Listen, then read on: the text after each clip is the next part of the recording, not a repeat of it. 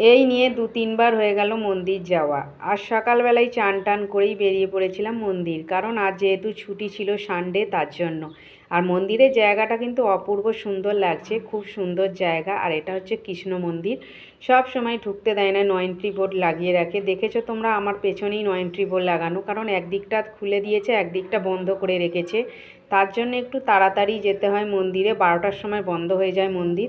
আর এই সিঁড়িগুলো বেশ উঠতে বেশ চড়তে বেশ ভালোই লাগে মন্দিরের রাস্তায়।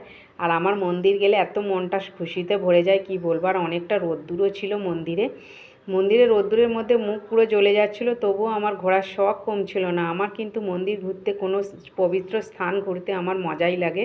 আর আমি শাড়ি পরেই গিয়েছিলাম, মন্দির গিয়েছিলাম তার জন্য। এর আগের বারে আমি স্যুট পরে এসেছিলাম, ভালো লাগছিল না। এই হচ্ছে মন্দিরের ভেতরটা, খুব সুন্দর জায়গা একদম। এখানে কিন্তু ক্যামেরা করতে দেয় না, তবুও আমি লুকিয়ে লুকিয়ে ক্যামেরা করছিলাম, কারণ এখানে সিকিউরিটি গার্ড থাকে, ক্যামেরা করলেই মোবাইল কেড়ে নেয়, তার জন্য। আর এখানে আরতি দেখতে গেলে না, মানে ক্যামেরাবন্দি করতে পারবে না আরতিটা।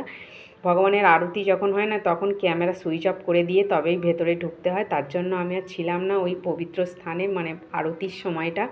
বাইরেই আমরা ঘুরছিলাম বেশিরভাগটাই। আর একটুখানি এক ঝলক দেখার জন্য মন্দিরটা যেতে ভালো লাগে, আমারও মানে খুবই ভালো লাগে বলতে গেলে। তোমরা যদি এই রকম মন্দির কেউ ঘুরে থাকো, কমেন্টে জানিও। আমার কিন্তু অনেক ভালো লাগে এইরকম মন্দির ঘুরতে। আর তোমাদের দাদাভাইকে ক্যামেরাম্যান সাজিয়ে দিয়েছি, কারণ ও হচ্ছে আমার ক্যামেরাম্যান। ও না ক্যামেরা ধরলে আমার কে ক্যামেরা ধরবে, কারণ আমার ক্যামেরা ধরার কেউ নেই, তার জন্য। আর আমরা দুজনে মিলে এখানেই ফটো তুলছিলাম, দুজনে মিলে একটু অনেকগুলো ফটোও তুলেছি, কারণ এই জায়গাটা এত সুন্দর জায়গা, ফটো তুলতেই ইচ্ছা করবে, মন চাইবে ফটো তুলতে। আর মন্দিরটা ছেড়ে যেতেই ইচ্ছা করছিল না, এত সুন্দর মন্দির কি বলবো তোমাদেরকে। আমার অনেক ভালো লাগছিল। যাওয়ার সময়টা তো খুবই ভালো লাগে, আনন্দ হয়, কিন্তু যখন মন্দির থেকে বাড়ি ফেরার সময় হয় না, তখন মনটা খারাপ হয়ে যায়, কারণ এই জায়গাটা ছেড়ে চলে যেতে হবে, তার জন্য মনটা খারাপ হয়ে যায়। তো এই জায়গাটায় বসে ফটো তুললাম, অনেকগুলো রিলসও বানিয়েছি, বেশ মজাও করেছি, অনেক ভালো লাগলো জায়গাটা ঘুরে।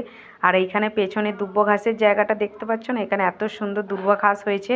এখানে পরিষ্কার করার জন্য লোকও রেখেছে, মানে একদম পবিত্র, পুরো সাফ সুতরা রাখে, মানে পরিষ্কার পরিচ্ছন্ন করে রাখে। আর আমরা দুজনে এখানে ফটোও তুলছিলাম, মানে ফটো অনেকগুলোই তুলেছি, অনেক মজাও করেছি।